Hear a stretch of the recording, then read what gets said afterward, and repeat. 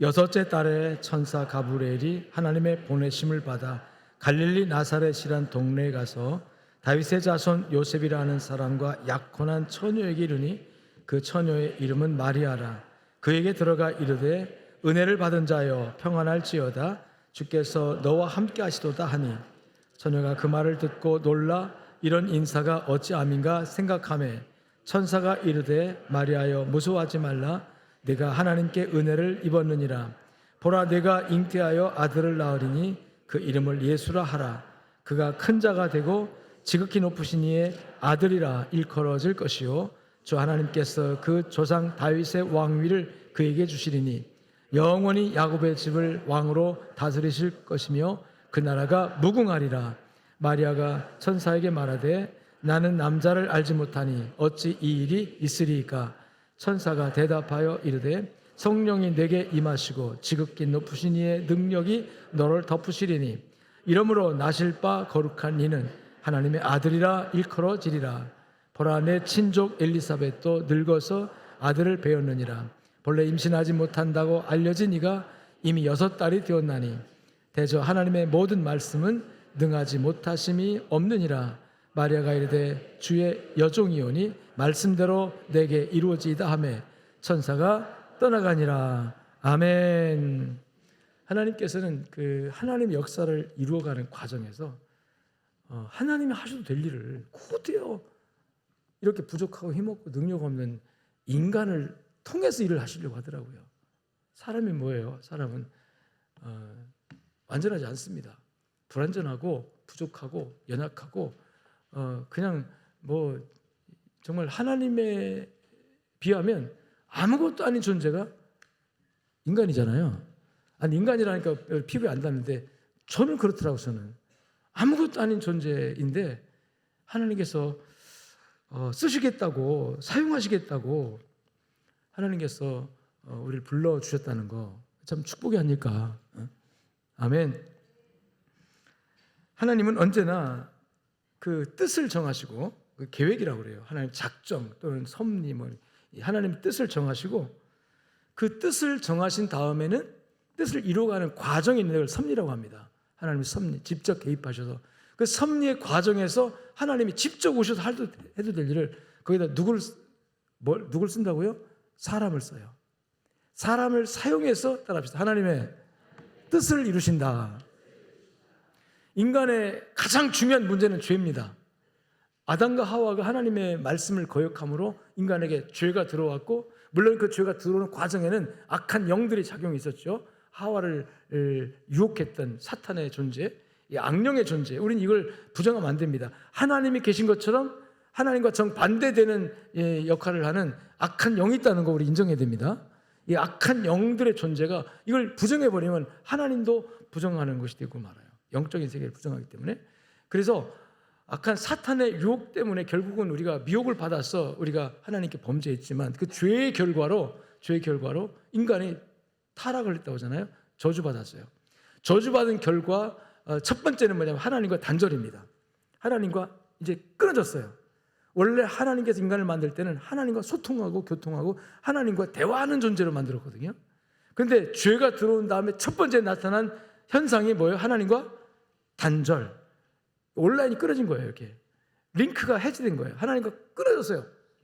그래서 당연히 하나님과 끊어지니까 인간은 답답한 거죠. 하나님과 연결되어야 되는데 두 번째 온 현상이 죽음이에요. 육체가 죽는 겁니다. 자, 하나님과 단절된 걸 뭐라고 하냐면 따라합시다. 영적인 죽음. 여러분 하나님과 연결되어 있습니까? 누구를 통해서? 예수를 통해서. 할렐루야. 그러면 살아있는 거예요. 뭐가 살아있는 거예요? 영이 살아있는 거예요. 아멘. 단절이 되면 하나님과 딱 소통이 안 되는 사람은 죽은 겁니다. 영으로 죽은 거예요. 어느 날 예수님의 제자 중에 하나가 선생님 제가 주님 따르고 싶은데 내 아버지가 지금 돌아가셨다고 연락이 왔네요. 내가 빨리 가서 아버지 장례 잘 치르고 올 테니까 나를 제자로 받아주시죠. 그러니까 예수님께서 아니 죽은 자는 죽은 자들에게 맡기고 너는 나를 따라 그랬죠. 거기서 말하는 처음에 죽은 자는 누굽니까? 아버지. 뭐가 죽었어요? 육체가 죽었어요.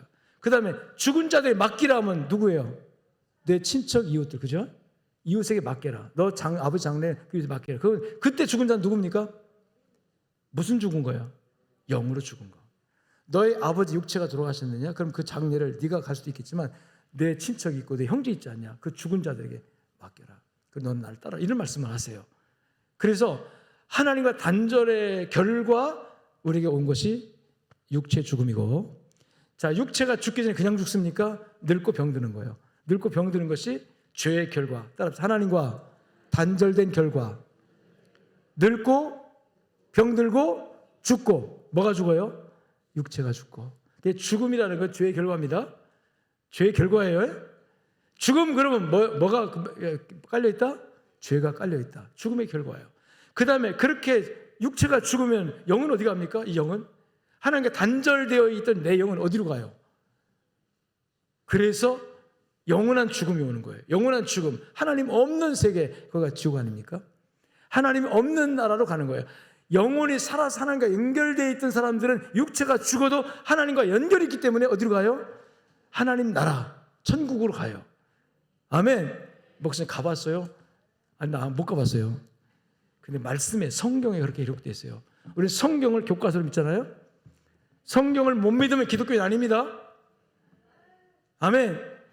성경을 안 믿으면 그냥 종교인은 될 수 있어도 기독교인은 아니에요. 성경을 믿어야 합니다. 성경에 그렇게 되어 있어요. 하나님 말씀에. 자, 이 땅에서 하나님과 연결된 상태로 살다가 여러분 설령 육체가 죽는다 할지라도 그 연결 때문에 천국으로 가지만, 이 땅에서 영적으로 죽은 상태, 하나님과 단절된 상태로 하나님 어디 있냐, 천국 지옥 어디 있냐, 죽으면 그뿐이지, 이런 사상과 이런 생각 가지고 살다가 여러분 죽으면은 그 영혼이 하나님과 연결이 없기 때문에, 여러분 세상에서 하나님과 연결이 없으면은 무엇과 연결될까요? 마귀와 연결되는 거예요. 귀신과 연결되는 거예요. 하나님과 연결 단절되면 자동적으로 사탄과 마귀와 연결돼요. 그래서 하나님 없다는 주장과 불신과 그러면 우상숭배로 빠졌다가 나중에 여러분 육체가 죽을 때 그 연결이 지금 어디 있기 때문에, 악한 영들 사탄과의 그 세계에 있기 때문에 그 세계로 연결되어서 그리 가는 겁니다. 이걸 따라합시다. 영원한 죽음. 이 영원한 죽음, 그러니까 죽음이라는 것은 이렇게 세부적으로 디테일하게 우리에게 다가온 거예요. 그래서 지금도 죽은 사람들이 굉장히 많은 거예요. 하나님 모르는 사람 다 죽은 거예요. 지금 영적으로 하나님과 단절된 사람들. 그리고 지금 살아있다고 우리 하지만 지금 죽어가고 있어요? 살아가고 있어요? 솔직히 말하면 죽어가고 있는 거예요. 100년 산다고 합시다. 근데 금년 하나 잘 살았어. 우리 살았다고 하지만 그건 우리를 속이는 겁니다. 아주 잘 살았어. 물론 살았죠. 그렇지만 내가 100년 남은 그 나의 수명에서 1년을 어떻게 한 거죠? 서서히 죽는 거예요. 그러니까 죽음은 현실적으로 우리 앞에 있는 거고 우리가 그 죽음 안에 있는 겁니다, 지금. 근데 우리 그리스도인들에게는 여러분 죽음이 있다 할지라도 죽음을 극복할 수 있는 믿음이 있어요. 그 믿음이 바로 지금 오늘 하나님과 연결된 겁니다. 그 연결이 여러분들에게 유지됩니까, 지금? 아멘. 그러니까 예배당에 나온 거예요. 그러니까 하나님 믿는 믿음 때문에 여기 있는 거 아니겠습니까? 이 연결이 하나님 앞에 잘 돼서 여러분 하나님과 교통하시고 교제하시고 이 땅에서 이 세상에 주는 환경적 어려움들, 병들고 늙는 거 다 환경적 어려움이잖아요. 내가 원치 않아도 자꾸 늙어가고 병이 오고 약해지고, 이거는 우리가 극복해야 할 환경적 어려움인데 이것들을 하나님과 연결을 통해서 극복하면서 최종적으로 내가 죽을지라도, 이 죽음을 피할 수는 없으니까 육체가 죽을지라도 우리는 영원한 하늘나라로 연결되어져서 들어가는 역사가 있을 줄 믿습니다. 최초 인간 아담과 하와에게 연결이 딱 해제되는 순간에 인간의 절망이 왔어요. 두려움이 왔어요. 그리고 세상이 저주받아가지고 추위와 더위와 우리가 땅에다 씨를 뿌려도 잡초만 우거지고 가시만 나고, 여러분 세상이 그렇잖아요. 환경은 우리를 보호하는 게 아니라 환경 계속 인간을 억압하는 그런 환경으로 저주받은 환경이 됐어요. 하나님께서 이 저주받은 죄로 말미암아 저주받은 인생을 어떻게 구원할까, 어떻게 살려낼까, 어떻게 다시 에덴 동산 죄 없는 상태로 돌이킬까, 어떻게 회복시킬까, 하나님의 고민이 생겨진 거예요. 그래서 죄를 지은 상태로는 하나님과 단절됐기 때문에 더 이상 에덴에 둘 수가 없어서 에덴 동산에서 내보냅니다. 내보내는데 여러분 성경에서 하나님께서 아담과 하와를 창조했을 때 여러분 벌거벗었으나, 옷을 입지 않았지만 따라합시다, 부끄러움을 모르더라. 이 부끄러움을 모른다는 것이 무엇이냐면 그 자체가 인간에게 수치심이 없었다는 것이고 두려움이 없다는 겁니다. 수치심과 두려움은 죄의 결과입니다. 여러분 죄 지은 사람 경찰서 앞에만 가도 어때요? 죄를 안 져봐서 모르나요? 뭔가 두근두근하고 그렇게 돼 있어요. 경찰만 봐도. 그래서 경찰들이 검문할 때요, 차에 딱 싸죠. 검문했겠습니다 하면 벌써 뭐가 있는 사람은 뭐가 달라져요. 그래서 귀신까지 당신 주민으로 딱 그렇게 잡아낸다고 하잖아요. 이게 인간의 죄성입니다. 죄가 있는 거예요. 그래서 그 죄 때문에 결국은 하나님을 두려워하다가, 결국은 하나님을 무서워하다가, 또 우리가 서로 이 부끄러움 때문에 서로 부끄러움을 가리려고 자기를 포장하고, 이게 전부 다 인간사 아닙니까? 내 부끄러움을 가리기 위해서 나를 포장해야 되고, 나를 미화시켜야 되고, 뭔가 막 오버해서 나의 좋은 점만 부각시키고, 이게 전부 다 자기 피하라, 전부 다 수치심에서 나오는 인간들의 행위들이에요. 또 두려움에서 나오는, 이 두려움을 어떻게 극복하실까? 모든 게 다 두렵잖아요. 미래에 대한 불확실함이 두렵고, 내가 내일 또 이렇게 오늘의 행복이 유지될 수, 이거 두렵고, 이 두려움과 수치심이 죄의 결과로 인간에게 왔고, 이런 인생들이 스스로 그걸 해결하려고 결국 아담의 한 일이 뭐냐면, 나뭇잎을, 무화과 나무라고 표현하는데, 나뭇잎 갖다가 딱딱 따가지고 뭘 만들었어요? 뭘 만들었어요? 옷을, 치마를. 그래서 최초 의상실 하나 만들어진 거예요. 에덴의 의상실 딱 만들어져. 근데 이게요, 이게 얼마나 갑니까 이게? 또 이제 나뭇잎이니까 햇빛에 말라 죽고 또 만들어요. 계속 인간의 노력으로 자기의 수치심과, 또 하나님이 두려워서 숨었잖아요. 숨어서 잠시 하나님과 대면하면 두렵지만 하나님 안 보니까 안심해요. 안 보이니까 안 두렵잖아요. 그래서 이 수치심과 두려움을 자기들 나름대로 극복해 보려고 몸부림쳤지만, 그 불안전한 상태로 마음 평안이 있겠습니까? 하나님을 피하여 숨는다고 마음에 평안이 있느냐는 거예요. 내가 내 부끄러움을 내 손으로 가렸다고 해서 여러분 이 수치심이 없어지는 겁니까? 수치심은 내면에 있어 있는 거기 때문에, 경우에 따라서 여러분 한번 물어봅시다. 목욕탕 가서 부끄러워서 못하는 분 있어요? 대중목욕탕 가가지고? 똑같은데 어디서는 부끄럽고 어디서는 안 부끄러운 경우가, 이게 내면의 문제인 거예요. 죄는 내면에 있는 거거든요. 이 내면에 있는 이 죄는 우리 힘으로 해결할 수 있다 없다? 있다 없다? 없어요. 그래서 인간이 범죄한 것을 하나님께서 해결하시기 위해서 하나님께서 구원의 계획을 에덴에서 사람을 내보내면서 첫 번째 주십니다. 그 첫 번째 주신 것이 뭐냐면, 하나님이 옷을 만들어 입혀요. 가죽옷. 가죽옷이 뭡니까? 짐승을 잡아서 가죽을 취해서 가죽으로, 야, 네가 만든 무화과 나무 옷은 이거 임시적이고 이건 영원하지 않아. 그러니까 하나님께서 짐승을 잡아서 가죽옷을 입혀서 보냅니다. 그리고 그 전에 아담과 하와가 타락했을 때 하나님께서 왜 이 선악과를 먹었느냐라고 하나님께 책임 추궁하시는데, 아담이 하나님께서 주신 아내 하와가 먹게 했다고 그렇게 핑계대잖아요. 하와야, 너는 왜 먹었냐 했더니, 하나님이 지으신 들짐승 중에 뱀이 나를 유혹해서 먹게 되다. 원래 뱀이 유혹했어요. 그 당시 뱀은 지금처럼 혐오동물이 아니라 인간과 대화를 할 수 있는 지능이 있는 그런 존재로 성경 모셔야 됩니다. 그러니까 아담과 하와가 뱀하고 얘기를 했잖아요. 그런데 이 뱀에게 악한 영이 들어가서 뱀을 이용한 거죠. 가장 교활하고 가장 지혜롭게 인간과 소통이 가능한 짐승, 그 짐승 중에서, 그래서 하와가 뱀을 혐오했다면 뱀과 얘기 안 했을 거예요. 근데 뱀이 아주 친근한, 인간과 어느 정도 소통이 되어지는, 여러분 지금 끼고 사는 애완 그 멍멍이처럼 말을 알아듣잖아요. 막 아이고 내 새끼 그러면 막 와서 하고, 개를 내 새끼면 개 엄마가 되는 겁니다. 개는 개격으로 돼야 돼요. 인격으로 돼야만 이게 우상입니다. 어쨌든 에덴에서 하와가 그 뱀과 그렇게 교류할 수 있는 그런 관계였다는 거죠. 거기에 악한 사탄이 인간을 파멸시키기 위해서 하나님의 원수가, 여러분 그 마음에 씨를 뿌렸는데, 너가 선악을 알게 하는 나무를 열매를 하늘 먹지 말라고 했냐? 아니, 먹는 날에 죽을 것이라고 했어. 아니야, 안 죽어. 그래가지고 유혹받잖아요. 그 유혹에 의해서 아담과 하와가 범죄를 해요. 그래서 결국은 하나님께 범죄자가 되고, 그 죄의 결과 하나님과 단절, 육신에 늙고 병들고 죽음, 그 다음에 이렇게 죽은 다음에 영원한 형벌, 지옥 가는 거잖아요. 이걸 어떻게 해결할 것이냐 할 때 하나님께서 즉각적으로 하나님께서 계획을 세웁니다. 그 계획의 첫 번째 메시지가, 여러분, 뱀에게 저주하는 말씀 가운데 나옵니다. 뱀에게, 뱀아, 너는 내 창조물인 인간을 이렇게 타락시켰으니까 따라합시다. 너는 저주를 받아. 배로 기어다니고. 그때부터 뱀이 저주받아 배로 기어다니는 짐승이 된 거예요. 그전에는 여러분 그렇지 않다고 할 수가 있겠죠.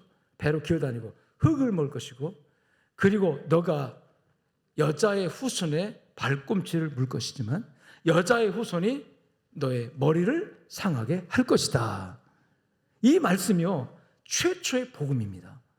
앞으로 인간이 너의 이 마귀의 유혹을 받아서 이렇게 범죄했는데 이 죄를 다시 해결하기 위해서 하나님께서 어떤 계획을 세웠냐면, 이 죄 문제를 해결하기 위해서 너의 머리를 짓밟고 머리를 깨트릴 만한 권세자, 능력자, 그래서 인간을 그 너의 손아귀에서 구원할 구세주를 내가 예비하고 보내줄 텐데, 그때 나오는 단어가 뭐냐면, 따라합시다. 여자의 후손.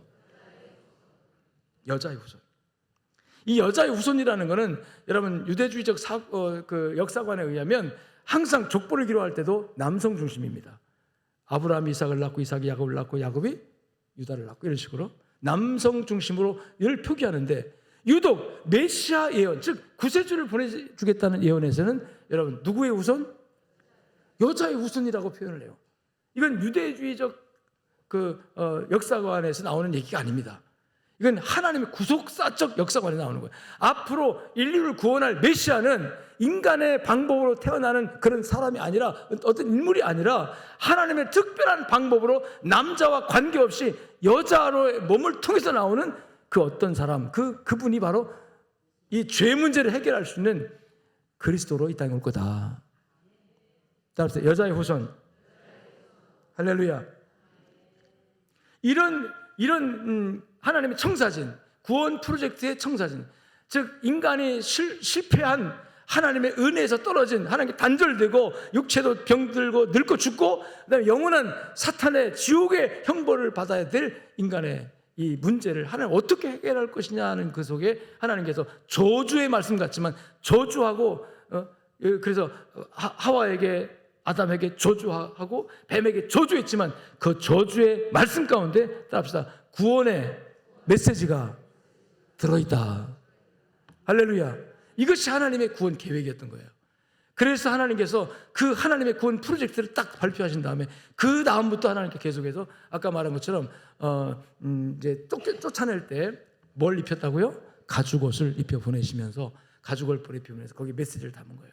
여러분, 옷이라고 하는 건 우리의 두려움을 가려주고 수치를 가려주고 보호하는 기능이 있잖아요. 여러분은 어떤 옷을 입어야 되겠습니까? 우리 믿음의 옷을 입고 있죠 지금. 믿음의 옷이, 예수 그리스도를 통한 믿음의 옷이 우리의 두려움을 가려주고 또 우리를 보호해주고 또 우리를 부끄러움에서 가려주는 거잖아요. 아멘. 믿음의 옷 입고 의의 옷 입고 믿음의 옷이라고 표현하는. 여러분, 이 시간 하나님의 나온 것도요, 우리가 이 믿음의 옷이 없이는 우리가 하나님 앞에 설 수가 없어요. 정난하게 나의 허물과 부족한 더러운 죄가 막 드러날 텐데 어떻게 하나님 앞에 서요? 그런데 하나님께서 믿음의 옷으로 쫙 가려줘가지고 우리의 부끄러움을 가려줘가지고 믿는 자에게 그 허물을 덮어주고 가려주는 의의 세마포를 가려줘가지고 우리가 하나님 앞에 이렇게 의인처럼, 의인도 아닌데 의인처럼 설 수 있는 자격을 주신 줄로 믿습니다. 아멘.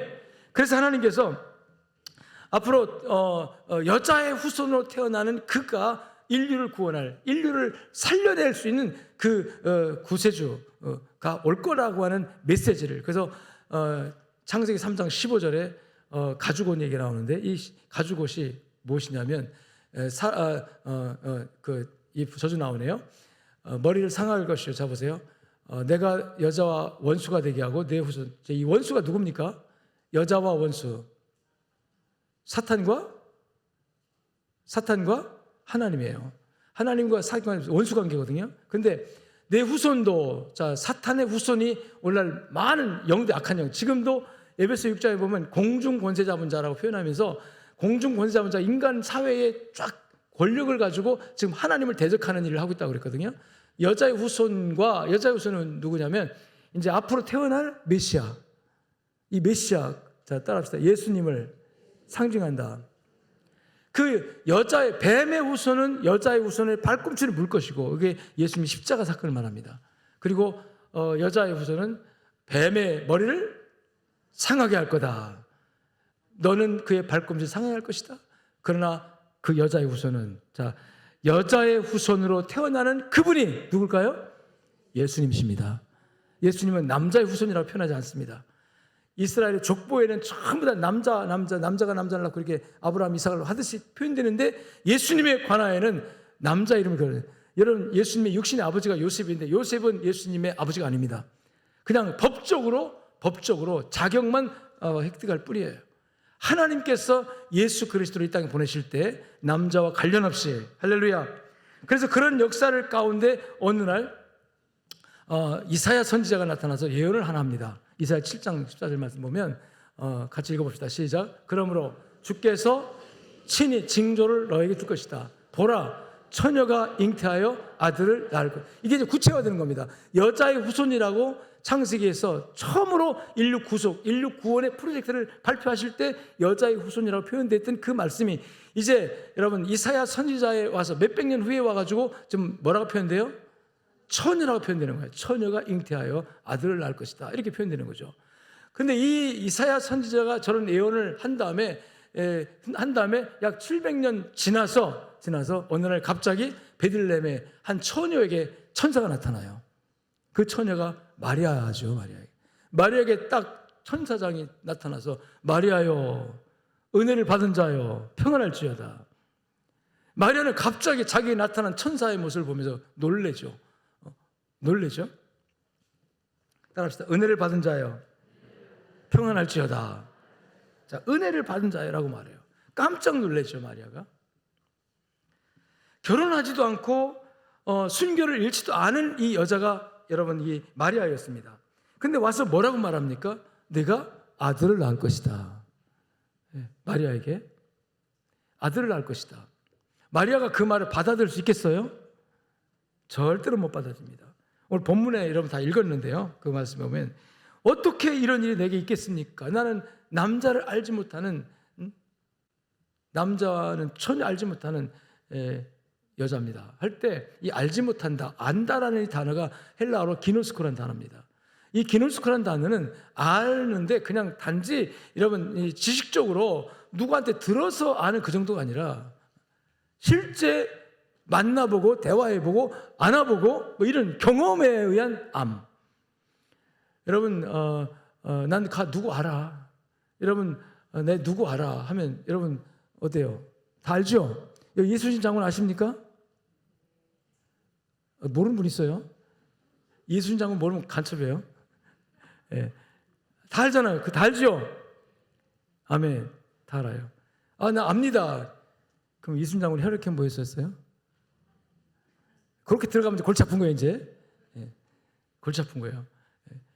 그래서 안다는 이 개념이 여기서 나는 남자를 알지 못합니다 할 때 안다라는 이 얘기가 그냥 이렇게 누가 가르쳐줘서 일러줘서 책에 봐서 공부해서 아는 알미 아니라 직접 내가 만져보고 경험하고, 이걸 이제 남자 알지 못하는, 직접 그 남자와 관계하고 그 남자와 함께 살고 그 남자와 함께 밥 먹고 그 남자와 잠자리 함께 이러지 않았단 말이에요. 그러니까 전혀 이 여자는 어떤 여자예요? 그래서 우리가 이제 쉽게 뭐라고 하죠? 동정녀라고 표현하잖아요. 동정녀, 남자를 알지 못하는 순수한 처녀, 뭐 이렇게 표현하고. 이런 동정녀 마리아, 이 마리아가 동정녀라고 성경을 말씀하고 있는데 이 마리아에게 갑자기 천사가 와서 너 아기 낳을 거다. 여러분 어떻게 생각합니까? 충격적이죠. 어떻게 이런 일이, 이게 도대체 나에게 무슨 일이. 여러분 나는 남자를 알지 못한다라는 말 속에서 이 강력하게 그런 일은 나에게 있을 수가 없다라고 하는 말을 지금 하고 있는 거죠. 그런데 천사가 설득을 합니다. 설득을 해요. 너가 아이를 잉태할 거지만 이것은 사람이 하는 일이 아니라 하나님이 하시는 일이다. 할렐루야. 그리고 거기가 태어난 아이는 임마누엘, 태어난 아이는 예수. 할렐루야. 즉 구세주다. 이사야 선지자가 예언했던 그 미가 선지자가 베들레헴에 그 아이가 태어난다고 예언했던 600년, 700년 전에 하나님께서 선지자들을 통해서 인류를 구원하기 위해서 한 메시아, 하나님의 한 아이를 보내겠다고 했던 그 하나님의 말씀, 그 말씀이 지금 너에게 이루어진다는 거죠. 그래서 마리아는요, 오만 수없는 여성들이 인류 역사에 태어나서 살다가 갖고 또 지금도 살고 있지만 모든 여성들, 어머니들도 가장 위대한 여성이라고. 그래서 천주교에서는 뭐라고 붙이죠? 성자 붙여요. 성모. 예수님을 태어나게 하신 거룩한 사람. 그래서 막 그를 찬양하고, 오늘 저는 마리아를 찬양하기 위해서 하는 얘기가 아니에요. 마리아를 높이기 위해서 이 말씀하는 것이 아니라 그런 마리아를 통해서 일하신 하나님을 높이고자 하는 거예요. 그런 마리아를 통해서 오신 예수님을 찬양하고자 하는 거예요. 그렇다면 마리아가 어떻게 이런 위대한 인류 구원의 놀라운 키가 되는 예수님을 하나님 보내실 때 거기에 쓰여지는 도구가 되었는가? 도대체 뭐 때문에 하나님이 마리아를 쓰셨는가? 여러분, 베들레헴에 마리아 한 사람뿐이었겠습니까? 동정녀가 그 한 사람뿐이었겠어요? 전 세계 동정녀가 남자를 알지 못한다고 생각되어지는 처녀들이 여러분 마리아 홀로 한 사람이었겠습니까? 어마어마하게 많은 여인들 중에서 하나님이 유독 누구를 택했다?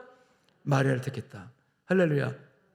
그래서 그 마리아에게 천사를 보내가지고 타락 직후에 하나님이 세웠던 그 계획, 타락 직후에 인간을 구원하겠다고, 회복하겠다고 세웠던 하나님 프로젝트를 지금 진행을 하고자 하는 거예요, 구체적으로.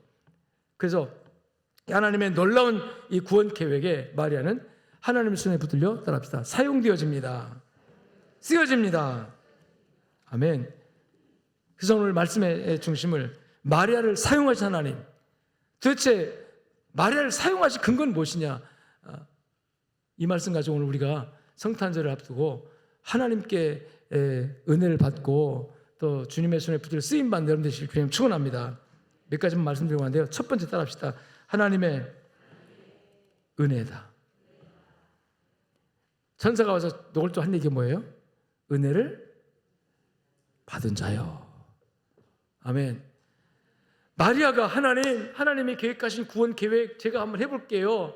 저를 써주세요. 제가 헌신해 볼게요. 그렇게 요청해서 된 게 아니고 마리아는 전혀 마리아는 그런 생각도 없었는데 오늘 천사가 딱 나타나더니 은혜를 받은 자요. 자, 은혜를 받은 자라고 하는 것은 뭐냐면 따라합시다. 선택을 받은 자요. 따라합시다. 선택의 은혜다. 할렐루야. 선택의 은혜입니다. 하나님의 주권적 선택. 하나님이 나를 쓰시고자 하시는, 내 의사와 상관없이 하나님이 나를 쓰시고자 하시는 주권적 선택, 그것을 오늘 천사는 와서 은혜라고 표현하는 거예요. 내가 하나님을 택한 것이 아니라 내가 너를 택하여 세웠나니 너는 내 것이다. 우리가 하나님께 선택받았다는 것이 은혜인 줄로 믿습니다. 선택받아야 된다는 거죠. 이 부분은 우리가 실제 신앙에서 이제 구원과 관계된 거죠. 여러분, 구원받았습니까? 구원해달라고 여러분 하나님께 막 애걸복걸해가지고 구원받았나요? 어느 날 갑자기 복음이 믿어지고, 어느 날 갑자기 예수가 믿어지고, 어느 날 갑자기 하나님 믿어지고, 교회가 거부하는 없이 와지고, 어떻게 그렇게 된 거잖아요. 할렐루야. 아, 내가 하나님도 모르고 지옥가에 생겼는데 어떻게 나 구원받을까 하다가 막 찾아가지고 와서 여러분 하나님 믿게 됐습니까? 물론 그런 분도 있을지 모르겠어요. 근데 그 뒤에서 작용하시고 역사하시는 분은 하나님의 주권적인 선택입니다. 하나님을 택하시고 구원하셔서 그 구원이 나에게 임할 때 그게 은혜라는 거죠. 따라합시다. 선택이 은혜다. 선택을 받은 자여 평안할지어다. 마리아를 쓰신 하나님은 그를 선택하여 쓰셨습니다. 우리를 하나님 쓰기를 원할 때 선택하는 거예요. 여러분이 지금 이 자리에 있는 것도 하나님의 선택인 줄로 믿으시길 축원합니다. 얼마나 많은 사람이 있어요. 천하에 수없는 사람들 가운데 하나님은 어쩌면 나 같은 죄인을 불러서, 나 같은 인생을 불러서 하나님의 자녀 삼으셨는가. 그래서 선택받은 사람은요, 선택의 은혜에 감격하게 됩니다. 우리가 봉사를 하고 섬기고 헌금을 드리고 하나님을 기쁘게 하겠다고 열심히 노력하는데요, 그 모든 그 노력의 근거는 선택에 대한 은혜예요. 은혜의 감격에서 해야 되는 거예요. 선택받은 은혜, 나를 구원해 주신 선택의 그 은혜.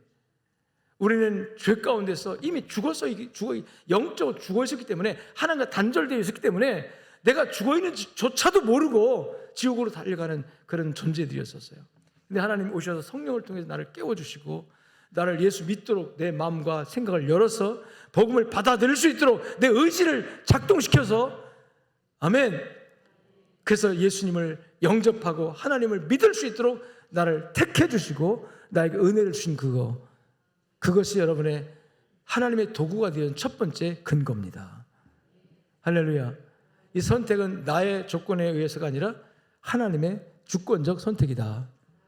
아멘. 그래서 이 주권적 선택을 받은 것을 생각하면 우리는 그냥 감격해서 주의 일을 하는 거죠.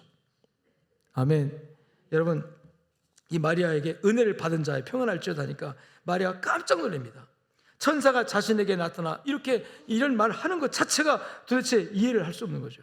게다가 마리아에게 잉태하여 아들을 낳을 것이다 그러니까 도대체 이런 일이 어떻게 나에게 이루어질 수가 있습니까? 나는 남자를 알지 못하는 그런 처녀입니다. 어떻게 이런 일이 있을 수가 있겠습니까? 하면서 여러분, 그러나 이 천사는 너가 하나님께 선택되었다, 너가 하나님께 택하여졌다, 이 하나님 주권을 선포합니다. 여러분, 오늘 우리가 구원에 초청되어지고 구원받은 이 은혜가 하나님의 축복임을 믿으시기를 주의 예수의 이름으로 축원합니다. 그래서 모든 하나님의 도구로 쓰임받는 것, 마리아를 쓰신 하나님처럼 우리를 쓰시고 원하시는데 거기는 하나님의 주권적인 선택이 우선 개입되어 있고 주권 선택의 결과 내가 하나님께 붙들려 있다는 것을 믿으시기를 축원합니다. 두 번째 따라합시다. 그의 믿음을 보시고. 이 마리아에게 일어난 사건과 비슷한 얘기가 누가복음 1장 8절 이하에 나옵니다. 즉 사가랴 얘기가 나오는데요. 사가랴는 누구냐면 세례 요한의 아버지입니다. 이 세례 요한의 아버지는 사가랴고 그의 아내는 엘리자벳인데 두 사람 사이에 아이가 없었어요. 두 사람 사이에 젊었을 때 아이가 없었고 늙어도 아이가 없어요. 그래서 평생 아이 갖기를 소망했지만 아이가 없어서 포기하고 제사장직을 하고 있는 어느 날 하나님께서 이 천사를 통해서 사가랴에게 나타납니다. 사가랴야, 사가랴야, 너 내년 이맘때 아들 낳을 것이다. 그러니까 무슨 소리입니까? 무슨 소리입니까? 아내도 늙었고 나도 늙었고 아이가 어떻게 해요? 하는 게 그 얘기를 해요. 그러면서 그 천사가 아니다, 하나님께 너에게 아들 줄 거다. 이게 믿질 못하잖아요. 그러면서 그러면 내가 이 하나님의 말씀을 믿을 수 있도록 나에게 어떤 표적을 보여주시죠. 내가 그럼 믿겠습니다. 이런 제안을 합니다. 그래가지고 천사가 사가랴에게, 믿지 못하는 사가랴에게 그래, 그럼 내가 너 믿을 수 있도록 도와줄게 하면서 어떤 일을 하죠? 사가랴 입을 딱 봉해버려요. 그 다음부터 말을 못하는 거죠. 누가 물어봐도 오 벙어리처럼 이렇게 얘기가 안 되는 거예요. 딱 막아요. 그리고 나중에 요한 태어났을 때 입이 열립니다. 이 입이 자기가 말이 안 되는 걸 보면서 아, 이게 하나님의 뜻이구나. 할렐루야. 그래서 말은 표현을 못했지만 사가랴가 믿음을 갖습니다. 그러니까 사가랴는 믿음이 없어서 믿을 수 있는 증거, 믿을 수 있는 근거를 좀 달라 요구한 거예요. 그리고 하나님께서 천사를 통해 그래, 그럼 알았어. 너 믿을 수 있도록, 너 믿지 못하면 믿을 수 있도록 내 입을 내가 말 못하게 할게. 한 1년 동안 말 못하고 있어봐라. 이게 네가 아들 낳는다는 표적이다, 증거다. 네가 믿음을 가져야 할 증거다. 그래가지고요, 나중에 아기가 태어났을 때 입이 열립니다, 다시. 여러분, 그런데 마리아는 달라요. 마리아는 아니 어떻게 내가 아이를 낳습니까? 남자를 알지 못하는데 하나님의 성령이, 거룩한 이의 능력이 너를 덮으리니 내가 태어나는 이는 그건 인간이 아니다, 하나님의 아들이다 막 이렇게 말씀하잖아요. 거기에 이 마리아가, 여러분 따라합시다. 어떻게, 이 어떻게라는 말은 내 방법으로는 불가능합니다. 나는 아이를 낳을 수 있는 그런 결혼한 존재도 아니고 남자를 알지 못하는데 어떻게 내 몸에 아기가 생깁니까? 이건 아닙니다. 안 됩니다. 그리고 사실상 그 처녀가 아기를 갖게 되면요, 그 당시 유대 문화에서는 여러분 부정한 여인으로 취급돼가지고 돌에 맞아 죽습니다. 어느 날 예수님에게 그 현장에서 가늠하다 잡힌 여인 하나를 끌고 오잖아요. 끌고 와서 유대인들이 한 손에 돌멩이 들고 끌고 와요, 예수님께로. 예수님, 율법에 의하면 이런 여인은 돌로 쳐 죽이라고 했는데 주님 어떻게 하면 좋겠습니까? 주님은 늘, 선생님은 늘 사랑 얘기했잖아요. 이 여인을 불쌍히 여기서 용서하시고 사랑하시겠습니까? 아니면 이 여인을 율법대로 정죄해서 돌로 치겠습니까? 말씀해 보세요. 여러분, 예수님 함정에 빠뜨리려고 그런 거잖아요. 근데 예수님께서 좀 계시다가 뭐라고 그랬어요? 너희 중에 죄 없는 자가 돌로 치라. 이 말은 뭐냐면 그 당시 율법이 그랬다는 뜻이에요. 율법이 부정한 여인으로 취급되면 돌에 맞아 죽습니다, 종교재판에서. 그러면 마리아가 만일에 여러분 설명할 수 없는 현상이 일어났어요. 결혼도 하지 않았는데, 특히 그때는 정혼한 약혼자가 있었거든요. 약혼자가 있었지만 결혼은 아니기 때문에. 그런데 약혼자가 있는데 여러분 아기가 생겼다. 이거 어떻게 설명합니까? 부모도 이해 못해요, 그거는. 더군다나 정혼한 정혼자는 나와 관계없이 아기가 생겼다고? 당신 딴 남자 봤구만. 그를 오해받을 소지가 있어요, 없어요? 100% 있죠. 그러면 그 순간 마리아는 돌멩이 맞습니다. 사람들이 욕할 것이 비난할 것이고 율법 정죄하고 그 다음에 돌로 쳐 죽이는 그런 일이 생길 거예요. 그러니까 마리아가 하나님의 손에 붙들려서 인류 구속을 이룰 수 있는 구세주를 태어나게 하는 과정에서 하나님의 도구로 쓰임받았는데, 이 쓰신 하나님께서 첫째는 하나님 주권의 선택으로 내가 너를 쓸 거야 라고 선택하셨었지만, 그것이 여러분 성경에 뭐라고요? 은혜라고 표현하고 있잖아요. 은혜를 받은 자에 표현하고 있는 거고, 거기에 그 은혜를 받은 그것이 은혜라고 여러분 마리아가 인식할 때 그에게 주어지는 그 감당해야 할 책임은 어마어마한 거라는 거죠. 비난과 공격과 동네 사람들이 왕따시키고, 저 부정한 여자 자기 남편 될 사람 놔두고 딴 남자 봐가지고 애기 생기고 뭐 하는 거야, 돌팔매질하고, 그렇게 모든 위험을 감수할 수 있는 그런 상황인 거예요. 이런 상황에서 내가 예 아멘 오케이 할 수 있냐는 거죠. 그러니까 이런 일이 어떻게 있을 수 있습니까? 나는 못합니다. 난 안 됩니다. 방법이 없습니다. 여러 가지 합리적으로 설명할 수 있는 이유도 안 되고요. 또 실제로 내가 남자 없이 애기 갖는 것도 생적으로 안 되고요. 다 안 됩니다. 철저히 안 됩니다. 이거예요. 그런데 안 됩니다. 그래서 못합니다가 아니라 따라합시다. 나는 안 되지만 하나님께 방법이 있습니까? 이거예요. 하나님께 방법이 있습니까? 오늘 제가 이렇게 쉽게 설명을 했는데, 어찌 이런 일이라는 그 말씀 가운데 들어있는 거예요. 이 일이 어떻게 이루어질 수 있습니까? 어떻게라는 것이 우리에게는 어떻게가 방법이 없지만, 따라합시다. 하나님께는 방법이 있다. 그걸 묻는 겁니다, 지금. 그래서 믿음은 방법을 하나님께 묻는 게 믿음이에요. 내가 볼 때 전혀 방법이 없어요. 그런데 방법 없으면 끝. 불신앙은 끝이에요. 원망 불평하고 하나님 뭐냐고, 이런 일이 왜 나한테 이러냐고 불평하고 끝이에요. 근데 믿음의 사람은요, 믿음은 오늘 마리아가 그 믿음을 가지고 있다는 거죠. 믿음은 따라합시다. 방법을 하나님께 묻는다. 어떻게 내 관점은 안 돼요. 이게 여호사밧 왕에 대한 얘기로 잘 나오는데요. 여호사밧 왕 시대에 암몬과 모압 자수 세 사람들이 3개국 연합해서 어마어마한 군대를 막 쳐들어옵니다. 앞에 보니까 막 적군이 막 개미떼처럼 몰려들어오는 거예요. 이 여호사밧 왕은 자기 군대는 도저히 막을 수가 없어요. 벌벌 떨다가, 두려움에 떨다가 하나님 기도합니다. 하나님, 저 무리를 대적할 능력이 없사옵고 어떻게 할 줄도 방법도 모릅니다. 자 보세요. 대적할 수 있는 능력 없어요. 능력이 없으면 뭐라도 있어야 되죠? 꾀라도 있어야 돼요. 방법이라도 있어야 돼요. 꾀도 없어요. 방법도 없어요. 자, 그럼 절망이잖아요.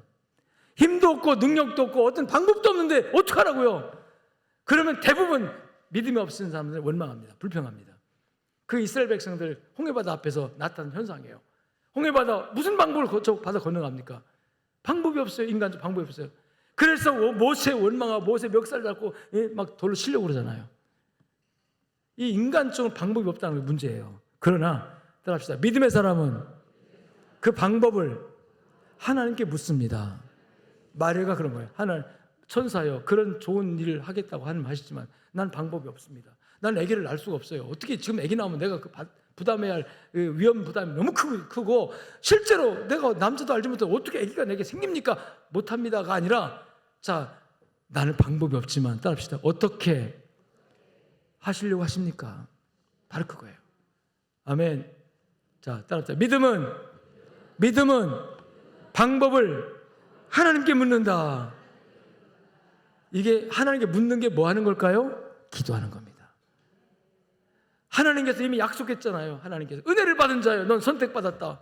그럼 선택받았으면 은혜를 받은 거예요. 아, 나 구원받았구나. 나 은혜 받았구나. 구원받았구나. 난 하나님의 백성이 됐구나. 그러면 내 앞에 하나님의 백성이 됐으면 어떤 문제가 생기면은 불평하고 원망, 낙심하고 절망하고 안 된다고 하지 말고, 하나님, 나 구원받았는데요. 은혜 받은 사람인데 방법은 하나님께 있죠. 자, 하나님께 뭐라고요? 방법을 묻는 것. 그게 뭐 하는 거예요? 기도하는 겁니다. 기독교는 기도의 종교라고 하잖아요. 은혜의 종교, 기도하는 종교. 기도는 하나님께 대화잖아요. 하나님께 방법을 묻는 거예요. 내 방법이 아닌 하나님의 방법. 내 방법은 방법이 없어요. 이렇게 약하고 부족하고 허물 많은 인생에 무슨 방법이 있겠어요? 그런데 하나님께는 방법이 있습니다.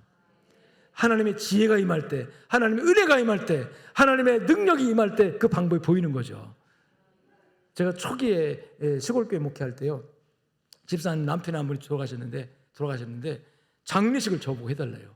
24살짜리 전도사한테 머리 빡빡 깎고 방위병 군복을 입고 낮에는 방위 근무하고 저녁에 목회했는데 이분이 옛날에는 장례식장이 없어가지고요, 목사님이나 전사님 다 했어요. 염하고 다 했어요. 나는 한 번 듣도 보도 배운 적도 없는데 날 보고 해달래. 못한다고 하면 전도사 체면이 말이 안 할 것 같아가지고 아멘 하고 갔어요.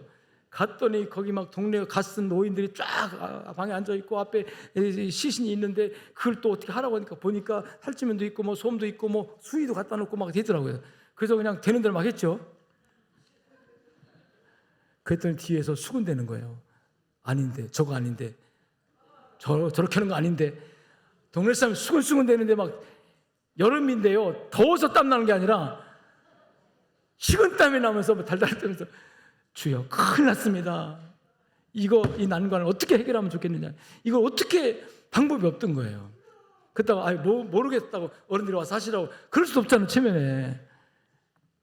여러분, 나에게는 방법이 없지만 하나님께 있더라고 방법이. 순간 하나님 도와주세요. 하나님 어떻게 하면 좋겠습니까? 이 상황을 어떻게 딱 돌파하고 이 불신자 이 동네 어른들 있잖아요. 딱 근엄하게 딱 도패 있고 막 갓수고 탁 그분들 어떻게 이걸 일거에 하나님의 이름 앞에 무릎 꿇게 만들지, 이게 방법이 없어요. 주여 도와주세요. 그때가 제 목회 인생의 분수령인 거예요. 그런데 하나님 지혜를 주더라고요. 딱 하다 말고 딱 일어나가지고 쫙 한번 봤죠. 이렇게. 그때는 막 기세등등하게 전도사 꼴락서니가 저런 거 다 못하면서 한다고 그런 것 같아요. 딱 앉아가지고 여러분 그때는 쫙 쳐다봐요.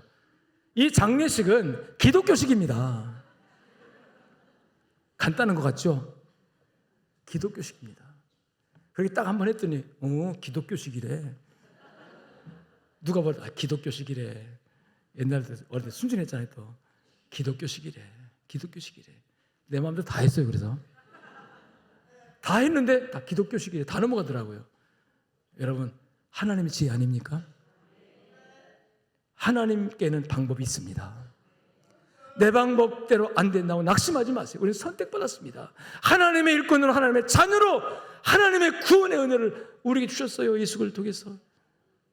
마리아를 선택하시고 하나님, 난 방법이 없어요. 어떻게 내가 예수를 응태해요? 나 사내를 알지 못하는 동정녀인데 어떻게 과학적으로도 안 되고 생물학적으로도 안 되고 이게 윤리적으로도 안 되고 다 안 되는 거예요.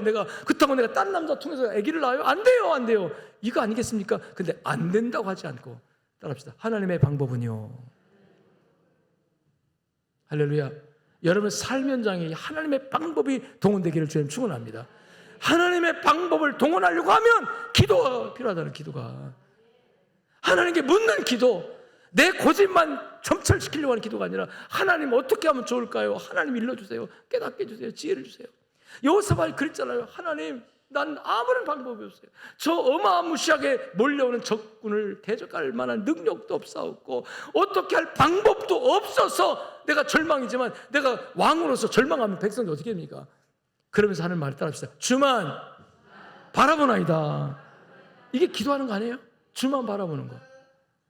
세상 못지않고 하나님만 바라보는 기도하는 거잖아요. 아멘. 그때 하나님이 보이면 길이 열립니다.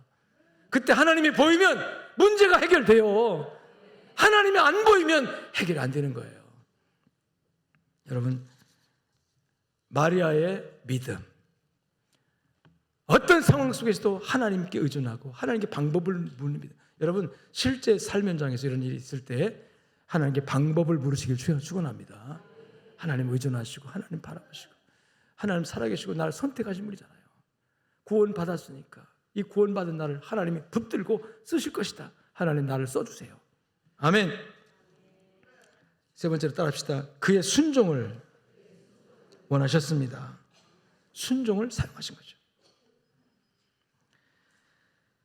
여러분, 근데 이 순종과 믿음은 같이 가는 거예요. 아멘. 예수님께서 어느 날 우리 믿음에 관해서 말씀하시면서 너의 믿음이 겨자씨 하나만 있어도 저 산을 들어 바다에 옮기라 하면 그렇게 될 거다. 여러분, 우리 한번 실험해 볼까요? 저 건지산을, 저 불편하거든요. 좀 저쪽으로 한번 옮겨 놓을 거예요. 우리 교인들 전부 다 건지산아 예수 이름으로 새만금으로 옮겨가라. 물어봅시다. 될까요, 안 될까요? 왜 이렇게 안 된다고 단정을 해요? 자, 그러면 이제 이런 문제 생겨요. 그럼 성경 말씀 뭐지? 분명히 그랬잖아요. 너의 믿음이 계속 할 마음이 있으면 저 산을 옮기라 하면 될까 그랬잖아요. 그러면 성경이 이게 틀린 거냐? 성경이 거짓이냐? 성경이 이게 안 맞는 거냐? 내가 믿음 있는 사람인데 여러분 믿습니다 하잖아요. 물어봅시다. 믿습니까? 하나님을 믿습니까? 전능하신 믿습니까? 아멘 했어요 다. 그럼 믿음 있는 거예요. 그럼 그 믿음 가지고 해봅시다 한번. 모학사나 서해바다로 옮겨가라. 해볼까요? 이제 자신 없으니까 안 하려고 그러잖아 지금. 해도 안 옮겨갑니다. 안 옮겨가는 이유가 뭘까요? 자, 성경이 틀렸다. 그건 아니죠. 성경은 진리입니다. 그러면 뭐가 문제일까요? 내 믿음이 말씀하신 겨자씨 하나만도 못하다. 우리 믿음이 그 정도예요. 믿음이 크다고, 믿음이 뭐 있다고 스스로 자부심 갖고 있는지 모르지만 우리 믿음이 그런 거예요. 그런 거예요. 그래서 우리는 아무런 존재 아닙니다. 여러분 뭐 믿음이 있네 없네 뭐 충성하네 안 해 그거 가지고 하나님께 나설 생각 하들 마세요. 그거 되는 게 아닙니다. 따라합시다. 은혜로, 할렐루야, 은혜로 하나님 앞에 서는 거지. 우리 허물과 연약함 이런 것이 얼마나 많은데 나 같은 것이 무슨 믿음이 있으면 얼마나 있고 무슨 능력이 있으면 얼마나 있고 얼마나 우리가 하나님 앞에 다 도토리 키지기 아닙니까? 누구를 비판할 필요 없어요. 내 믿음 크다고 하지만요 도토리가 키재봤자 뭐 얼마나 차이 납니까? 그게 그거지 뭐. 다 도토리 키재기예요. 중요한 건 뭐냐면 따라합시다. 말씀을 순종하는 믿음. 자, 여러분 하나님의 말씀을 믿고 순종하면 그 순종 결과 책임을 누가 질까요? 하나님 지십니다. 하나님 지셔요. 근데 순종하지 않으면 모든 책임을 누가 져요? 내가 지는 거예요. 그래서 이 결과의 책임을 하나님께 맡기는 것이 바로 순종입니다.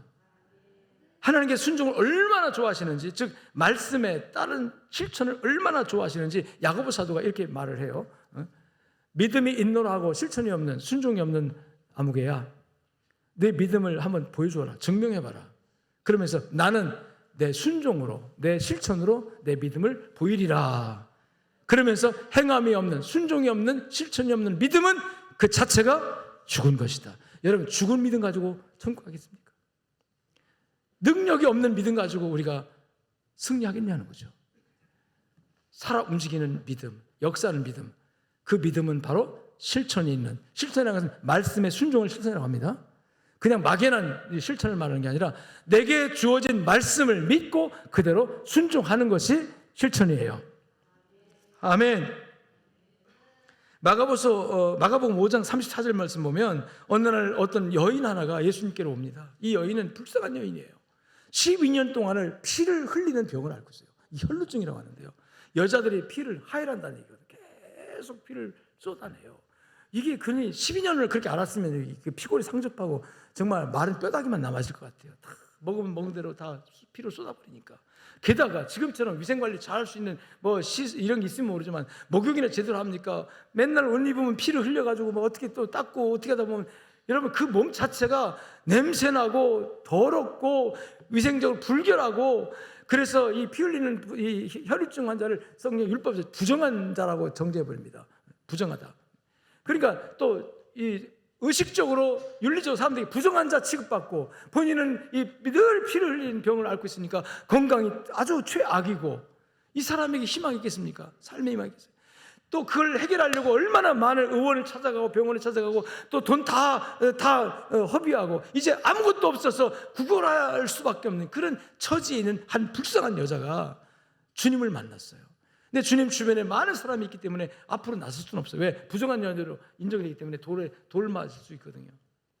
그런데 살아야 되니까 그 마음에 생각하기를, 예수님의 옷자락에 내 손만 대도 내가 나음을 얻으리라. 답시다. 믿음이다. 믿음이다.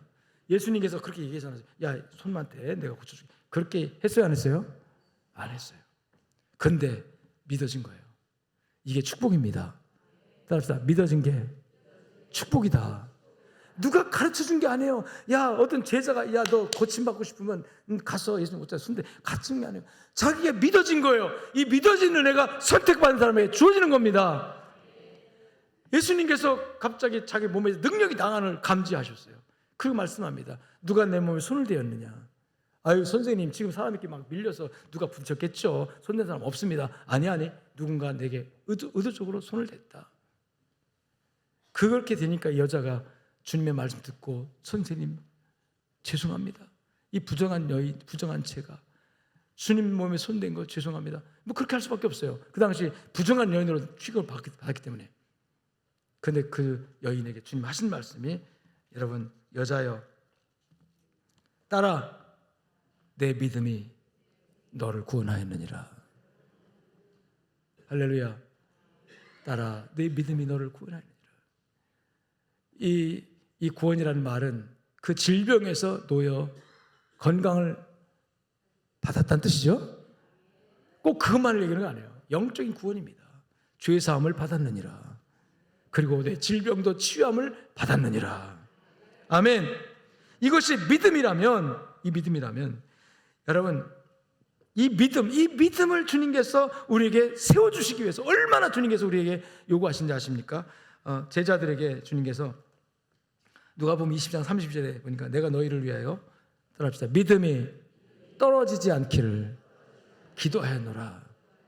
주님 계속해서 우리를 위해서 뭐 하고 있어요? 기도하고 있어요. 우리 믿음이 어떻게 되지 않기 위해서? 떨어지지 않기 위해서. 사탄은 계속해서 우리 믿음을 파괴하고 우리 믿음을 바닥하게 만들려고 시험하고 유혹하고 그럽니다. 그런데 하나님의 선택받은 사람은 하나님께서 붙들고 우리 믿음이 떨어지지 않도록 하나님께서 역사하십니다. 거기에 우리가, 여러분, 어떤 난관에 봉착하고 문제가 있을 때 하나님께 도움을 구하는 기도 생활이 우리 믿음을 풍성하게 하고 믿음을 견고케 하는 하나님의 요긴한 과정, 방법이 되는 거예요. 그래서 여러분, 우리 기독교인들은 기도로서 하나님 가까이 나가고, 기도로 하나님과 대화하고, 기도로서 우리 믿음이 더욱더 견고하게 세워지는 줄로 믿습니다. 기도하면 하나님 음성을 듣고, 기도하면 경험을 하게 돼요. 이 간증을 할 수 있는, 여러분, 영적 경험을 하게 돼요. 내 영이 살아납니다. 할렐루야. 믿음이 없이는 하나님을 기쁘시게 하지 못한다고 그랬어요. 그러니까 믿음을 가지고 우리가 하나님을 섬길 때 하나님 기쁘시다는 거죠. 그래서 여러분, 믿음을 가지고 그 믿음에 따릅시다. 실천. 이게 우리에게 필요한 세 번째, 하나님께 쓰임받는 도구이기도 합니다. 따라합시다. 순종을 사용하십니다. 본문에 읽었던 말씀에 마리아가 천사의 말에 주여, 주의 여종이오니, 따라합시다. 말씀대로 이루어지이다. 할렐루야. 여종이오니, 말씀대로 이루어지이다. 이게 바로 말씀에 따른 순종입니다. 우리 신앙생활에 여러분, 하나님께 올려드릴 수 있는 나의 헌신은 순종입니다. 하나님이 순종을 그렇게 기뻐하시는 거예요. 믿음과 순종은 같이 가는 겁니다. 믿음이 있지만 실천, 순종이 없는 것은 그건 죽은 믿음이다 그랬으니까. 사울 왕이 이스라엘 초대 왕이 되는데 나중에 아웃됩니다. 하나님께 버려요. 그 버림받은 이유가 뭔지 아십니까? 불순종입니다. 말씀대로 순종하지 않은 거예요. 어느 날 아말렉을 진멸하라고 하나님께서 선지자를 통해서 말씀합니다. 그 아말렉은 과거에 이스라엘을 괴롭혔던 종족이기 때문에 하나님께서 지금 심판하시는 거예요. 하나님의 심판을 누구한테 대행시켰어요? 사울 왕에게. 그럼 사울 왕은 충성스럽게 하나님이 하라 하시는 거 하면 되잖아요. 다 남녀노소 짐승의 새끼까지 다 죽여라 그랬어요. 뭐 어떻게 하나님 잔인하냐 할지 모르지만, 여러분, 그 당시 하나님께서 심판하니까, 불로 심판한 것 같은 심판이니까 우리 그렇게 이해하면 됩니다. 그 심판의 수행자로 이 사울은 하나님의 명령의 말씀에 그대로 뭐하면 하면 돼요? 순종만 하면 돼요. 근데 보니까 양, 염소가 너무 토실토실 잘생겼거든요. 아까워가지고 몇 마리 숨겼어요. 나중에 전쟁 다 끝나고 와서 사무엘 선지자 물어요. 저 끌고 온 양은 뭡니까? 끌고 온 저 염소긴 뭡니까? 이 사울이 이렇게 말합니다. 내가, 하나님께서 우리에게 승리를 주셨고 하나님께 우리를 쓰셔서 이 전쟁 이기게 하셨는데 하나님께 그래서 정말 감사의 제사를 번제물로 드리고 싶어서 좋은 짐승 중에서 몇 마리 끌고 왔습니다. 뭐 하기 위해서? 하나님께 드리기 위해서. 좋죠? 네? 좋죠? 그렇구나. 좀 하나님께 드리기 위해서 갖고 오니까 그러네요. 여러분, 사무엘이 그렇게 인정했으면 괜찮은데 그러지 않았어요. 그 말을 듣고 이렇게 말합니다. 사무엘상 15장 20절에 사무엘이 이르되 여호와께서 번제와 다른 제사를 그의 목소리를 청종하는 것을 좋아하는 것처럼 좋아하시겠습니까? 그러니까 아무리 많은 제물로 양 잡고 소 잡고 바쳐서 하나님께 예배드리고 한다 할지라도 하나님은 한마디 말씀 순종하는 걸 더 기뻐하신다. 아멘. 우리가 신앙생활 한다고 하는데요, 충성하고 봉사하고 열심히 하잖아요. 여러분, 순종이 그의 믿음을 증명하는 겁니다. 우리가 종교적 행위로 예배 잘 드리고 헌금 잘 내고 다 할 수 있어요. 폼나게 할 수 있어요. 저 사람 믿음 좋아. 사람에게 박수를 할 수 있어요. 근데 그의 중심 사상 속에 하나님의 말씀을 철저하게 내가 지키겠다고 순종하겠다는 기본적인 자세가 없인 그 모든 것이 다 무의 헛것으로 돌아간다는 얘기예요. 천천만만의 수양의 기름으로 하나님께 제사 드린다 할지라도 하나님의 말씀을 순종하지 않으면 여러분 우상 숭배와 같다. 점치는 것과 같다. 그래서 하나님께서 당신을 버렸다. 이 사울 왕이 아웃된 동기가 답시다. 말씀을 순종하지 않은 거다. 여러분, 순종이 제사보다 낫습니다. 순종이 예배보다 우선합니다. 할렐루야. 순종이 없는 예배는 죽은 예배가 된다는 거죠. 말씀의 순종, 하나님의 말씀이 주어졌을 때 은혜 받은 자여 평안할지어다. 너에게 잉태되어 아들을 낳을 것이다. 그 이름을 예수라라. 그가 인류를 구원할 하나님의 아들 예수다. 도대체 난 그 일 못합니다. 하나님이 오시는 것도 좋고 은혜도 좋고 다 좋지만 나는 그 일 못합니다. 불순종했다면 마리아는 아웃됐겠죠. 그리고 마리아를 버리고 다른 순종할 수 있는 여인을 택했겠죠. 여러분, 그 어떤 우리 신앙적 고백보다 더 중요한 것은 실제 말씀을 붙들고 따라합시다. 생활 속에서 순종하는 거다. 순종하면 누가 책임져요? 하나님 책임져요. 불순종하면 내가 책임져야 돼요. 순종하면 누가 책임집니다? 하나님 책임입니다. 여러분, 하나님 은혜로 주신 말씀을 여러분 우리가 받았습니다. 하나님의 주권적 선택에 의해서 내가 구원받았고 그 구원받은 것이 나 같은 것을 택하여 하나님이 일터에 하나님의 일꾼으로 붙들고 계시니까 말씀을 믿고 순종함으로써 하나님의 놀라운 기적과 역사의 주인공이 되어지기를 주의 이름으로 축원합니다. 결국 마리아가 고백한 게 뭡니까? 주의 말씀대로 이루어지이다. 아멘. 하나님의 말씀이 이루어지면 나도 승리고 나도 축복이고 나도 영광입니다. 그 말씀을 이루는 일에 여러분들 다 쓰여지기를 바랍니다. 그래서 우리의 삶은 말씀을 이루는, 말씀을 성취하기 위한 하나님의 주신 말씀을 내가 이루어가는 과정에서 나를 붙들어 쓰시는 하나님, 마리아를 쓰신 것처럼 우리 양정교회를 쓰시고 저와 이름을 사용해 주기를 바랍니다. 리모델링 선포해놓고 저는 참 많은 부담이 엄청나게 되더라고요.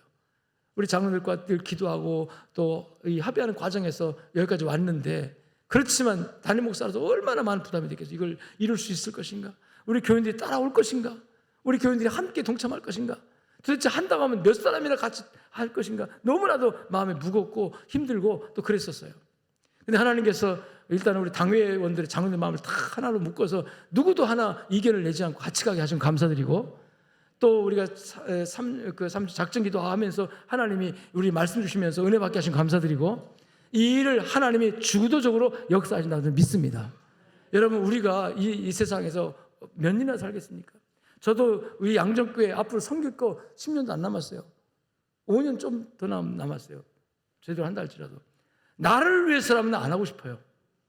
내가 여기서 이 멋있게 리모델링 해놓고 여기서 뭐 몇 년 더 목회하겠다고 그 돈 다 해가지고 그 돈 차라리 그냥 이 현장 유지하면서 가면 나도 편안하게 목회할 수 있을 때 뭐 때문에 이거 시작하지? 왜 하나님 이런 마음을 나게 주는 거지? 우리 장로들 마찬가지예요.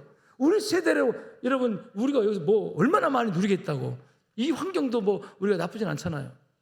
그런데 중요한 건 뭐냐면 우리 다음 세대, 내 자녀들, 내 후손들, 꼭 내 자녀 아니랄지라도 우리나라, 우리 한국, 대한민국을 짊어지고 나갈 수 있는 다음 세대가 복음 안에 세워지는 일을, 그리고 그들이 편안하게 하나님을 섬기고 예배드릴 수 있는 우리가 좋은 간증거리를 만들어서 그들에게 여러분 이어주지 않으면 그건 우리가 책임을 입혀야 하는 거 아니냐. 그래서 기꺼이 이 일에 내가 쓰임받기를 소망했습니다. 아멘. 우리가 힘들지만 어렵지만 하나님 앞에 이건 내게 준 명령이다 생각하고 이 일에 같이 간다면 하나님은 나를 쓰시고 축복할 줄 믿습니다. 마리아를 쓰시고, 그 마리아를 천주교에 성모라고 하잖아요. 그래서 막 마리아 얼마나 찬양합니까? 우리는 마리아를 찬양하지 않아. 마리아를 쓰신 하나님을 찬양하지. 그러나 마리아의 그 믿음을 우리가 평가하면서 우리도 본받자라고 말하는 거 아닙니까? 우리 양정교회 성도들이 지금까지 선교하느라고 애썼고, 또 아까 말한 것처럼 선교지에서 많은 일들이 일어나고 있습니다. 우리가 알 수 없는 일들이 막 일어나요. 하나님의 영광이 나타납니다. 많은 영혼들이 구원받는 일이 일어날 거예요. 그러나 우리나라의 다음 세대 기가 막히잖아요. 지금 다음 세대가 다른 세대로 바뀌어가는 세대.